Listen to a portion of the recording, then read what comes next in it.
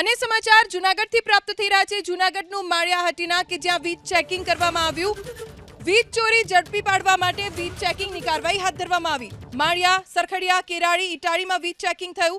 36 વીજ કનેક્શન્સમાં ગેરરીતિ સામે આવી છે અને 12 લાખની વીજ ચોરી ઝડપાઈ છે।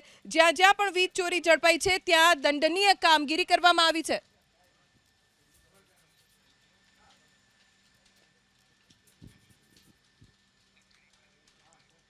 અને સમાચાર જૂનાગઢથી પ્રાપ્ત થઈ રહ્યા છે। જૂનાગઢનું માળિયાહાટીના કે જ્યાં વીજ ચેકિંગ કરવામાં આવ્યું।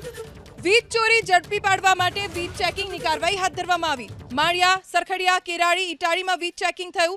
36 વીજ કનેક્શન્સમાં ગેરરીતિ સામે આવી છે અને 12 લાખની વીજ ચોરી ઝડપાઈ છે। જ્યાં પણ વીજ ચોરી ઝડપાઈ છે ત્યાં દંડનીય કામગીરી કરવામાં આવી છે।